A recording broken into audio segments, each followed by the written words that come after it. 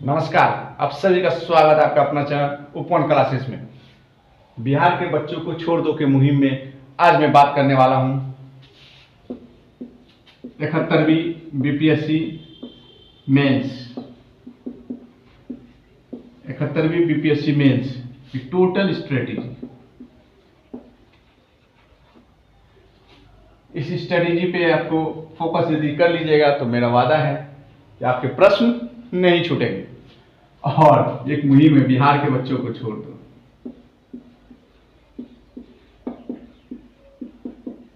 Positive sense में ये किसके लिए है? हमारे बिहार के सभी सम्मानित शिक्षकों के लिए है कि जिस प्रकार से पीटी का रिजल्ट आया, जिस प्रकार से छात्र भ्रमित हो रहे हैं, जिस प्रकार से आप लोग छिपेट प्रमोशन करते हैं कि फलना क्लासेस 200 रुपया का मेरा बुक्स, लगभग टीचर अपने बुक लिख चुके हैं, प्रीवियस ईयर पेपर्स को अलग तरीके से लिख रहे हैं, वो पढ़ाते भी हैं, कॉपी भी जांच करते हैं, टेस्ट सीरीज के भी प्रश्न बनाते हैं, उन्हें एवं उनके पास इतना समय बच भी जाता है कि वो बुक भी रिटेन कर देते हैं। गजब है भाई।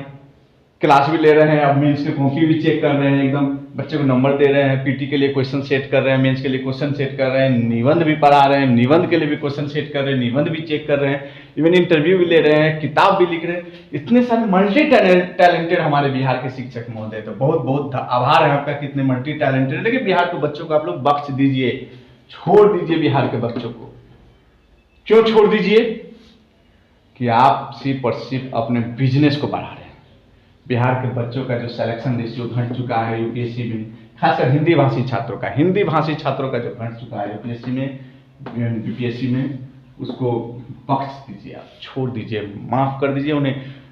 गार्जियन बहुत मेहनत से पैसा कमाते हैं। तो चलिए हम लोग अपने टॉपिक पे ही फोकस रहे। 71st बीपीएससी मेंस का स्ट्रेटेजी।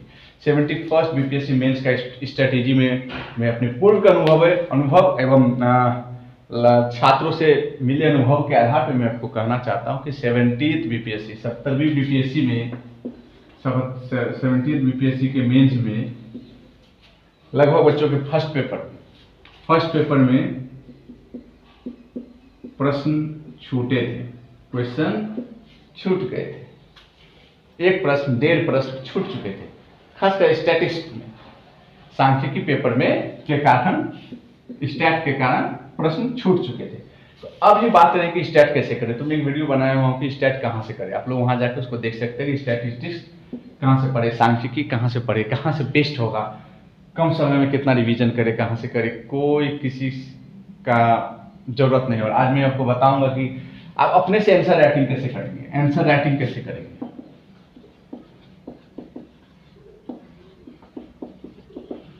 आंसर राइटिंग कैसे करेंगे?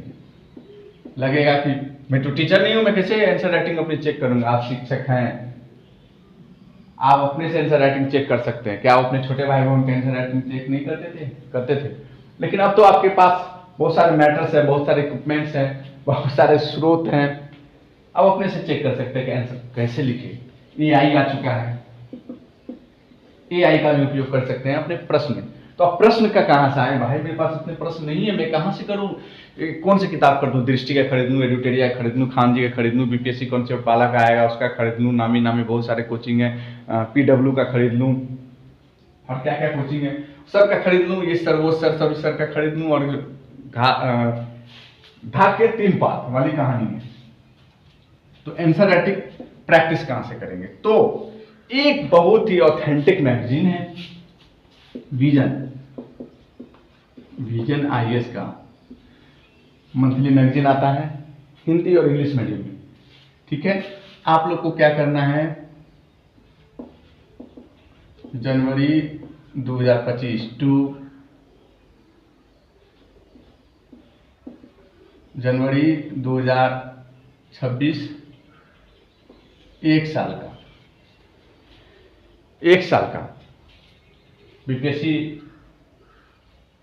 का 1 साल का के लिए आप जनवरी 25 to जनवरी 26 विजन आईएएस का मंथली मैगजीन ले लेंगे। एवं विजन वालों ने क्या किया है कि एक अपनी वेबसाइट पे एक आप देखेंगे, अपनी वेबसाइट पे वर्कबुक करके उन्होंने निकाला है, वर्कबुक करके उन्होंने एक वर्कबुक निकाला है, वर्क बुक विजन के वेबसाइट पे वर्कबुक करके। इस पे क्या है जो बहुत अच्छा है, बहुत अच्छा। पीटी के लिए भी कुछ प्रश्न है, मेंस के लिए भी कुछ प्रश्न है। वर्कबुक कैसा है? मंथली है। ये वर्कबुक आपके मंथली है, ये मंथली वर्कबुक है। इससे आपके पीटी के भी कुछ प्रश्न मिलेंगे, तो पीटी का कोई बात नहीं करना है। 70 वालों के लिए, 71st बीपीएससी वालों के लिए पीटी की तो बात करनी नहीं है। 70 के जो इंटरव्यू आएंगे उसमें आप कि ये जो पढ़ेंगे आप वर्कबुक, वहां से भी आपको हेल्प मिलेगा। आप अभी बहुत लोग इसमें सेलेक्ट होकर 71st बीपीएससी के मेंस में भी दे रहे हैं, बहुत लोग पीटी के लिए प्रिपेयर कर रहे होंगे, लेकिन इंटरव्यू में भी आपको ये बहुत काम देगा। 1 साल का ये मैगजीन बहुत ही काम देगा। 70वीं के इंटरव्यू में भी ये, इंटरव्यू के लिए भी ये बहुत कारगर होगा। 70वीं के इंटरव्यू के लिए ये बहुत कारगर होगा। जनवरी 2025 से जनवरी 2026। यदि आप मंथली कंपाइल्ड नहीं पढ़ पा रहे हैं विजन के, तो आप ये मंथली वर्कबुक जरूर पढ़ लीजिएगा। तो खासकर मेंस वालों के लिए बता रहा हूँ, मेंस के लिए ये तो मंथली पढ़ना ही है, साथ में ये मंथली वर्कबुक भी विजन का लगाना है मेंस के लिए। और इसमें मेंस में जो प्रश्न दिए हुए हैं एकदम बहुत अच्छे प्रश्न हैं, और प्रश्न के साथ साथ उसका आंसर भी दिया हुआ है शॉर्ट में। इंट्रोडक्शन में क्या लिखना है, बॉडी में क्या लिखना है, मेन पार्ट में क्या लिखना है, छोटा छोटा करके वो दे दिया है। उसी के इर्द गिर्द आप अपने आंसर राइटिंग कर सकते हैं, उसी के इर्द गिर्द आप आंसर को फ्रेम कर सकते हैं। फ्रेमिंग आपको पता चल जाएगा प्रत्येक प्रश्न का, प्रत्येक मंथ का के करंट अफेयर्स का, प्रत्येक मंथ के हॉट टॉपिक्स का फ्रेमिंग आपको पता चल जाएगा। निबंध में भी वो काम देगा, सिर्फ ये पेपर 2 पेपर 1 की बात नहीं, निबंध में भी आपको काम देगा। और बहुत अच्छे तरीके से आप इस पर प्रैक्टिस कीजिए। बात मानिए मेरा, 1 ईयर के लिए आप प्रैक्टिस कीजिए वर्कबुक प्लस मंथली, और हिंदी मीडियम में तो बहुत कम अवेलेबिलिटी है, सेल्फ मेहनत करना होगा, उतना टाइम आप लोगों के पास होगा नहीं। इंग्लिश मीडियम वालों के लिए पीआईबी का कंपाइल आता है, पीआईबी का कंपाइल आता है, वहां से आप इंग्लिश मीडियम वाले कर सकते हैं। यदि पीआईबी का कंपाइल आप लोग यदि देखें मार्केट में अवेलेबल है, तो किसी का भी लेके आप एक कर लीजिएगा पीआईबी का कंपाइलेशन, ठीक है। इतना से आप प्रैक्टिस कीजिए, वर्कबुक से आप आंसर लिखने का प्रैक्टिस कर लेंगे। कहीं आपको जाने के भटकने का आवश्यकता नहीं है, किसी आंसर राइटिंग चेक कराने का आवश्यकता नहीं है, किसी टेस्ट सीरीज की आवश्यकता नहीं है। मैं टेस्ट सीरीज का विरोधी हूँ, समय बर्बाद करता है वो। टेस्ट सीरीज घर पे लगाइए ना।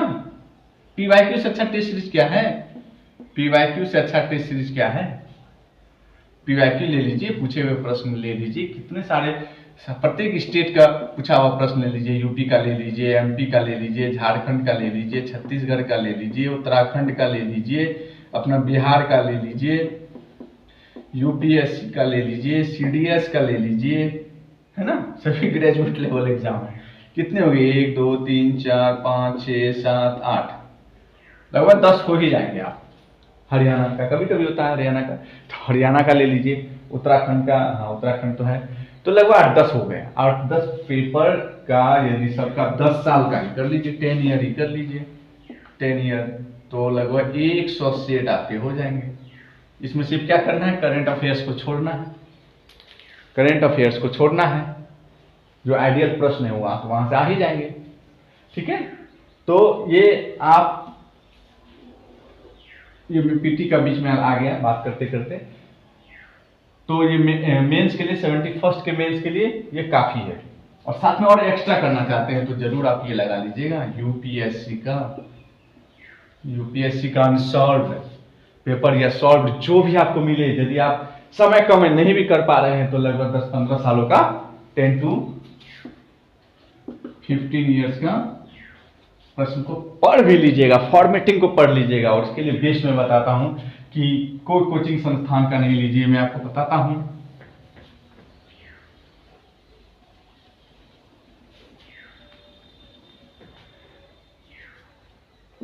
यूपीएससी के मेंस के लिए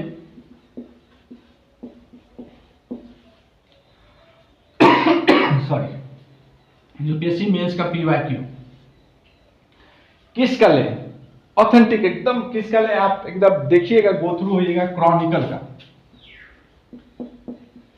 क्रॉनिकल पब्लिकेशन का, क्रॉनिकल पब्लिकेशन का आप लीजिएगा और इसके पीवाईक्यू को आप लगा नहीं पाइएगा आंसर को, तो उसको पढ़ लीजिएगा। 10 से 15 साल का ये पीवाईक्यू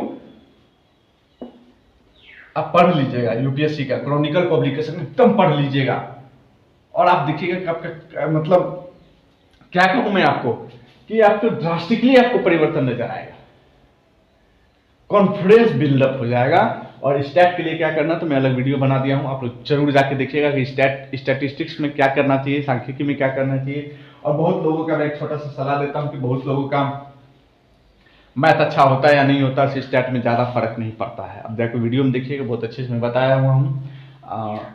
उसके उपरांत कि पहले मैं क्या करूँ, फर्स्ट पेपर में स्टैट बनाओ क्या वो हिस्ट्री वाला पोर्शन सॉल्व करूँ, तो मैं पहले कहता हूँ कि यदि आपके स्टैट अच्छे हैं, स्टैट में स्पीड अच्छी है, तो स्टैट शुरू करके टाइम फ्रेम में उसको समाप्त कर दीजिए। नहीं स्टैट अच्छी है, स्टैट मीडियोकर है, मिडिल रेंज में स्टैट है, तो पहले हिस्ट्री के प्रश्न को बहुत तेजी से, कोई तो अच्छा होगा, आपका स्टैट अच्छा होगा या हिस्ट्री अच्छा होगा, कुछ तो एक अच्छा होगा, हिस्ट्री के प्रश्न को बहुत तेजी से कम समय में खींच लेना है, खत्म करना है, समाप्त कर लेना है हिस्ट्री को, हिस्ट्री वाला जो प्रश्न है उसको समाप्त करके तब स्टैट में घुसेंगे और उसमें भी टाइम फ्रेम रखेंगे, ऐसा नहीं कि प्रश्न छूट जाए।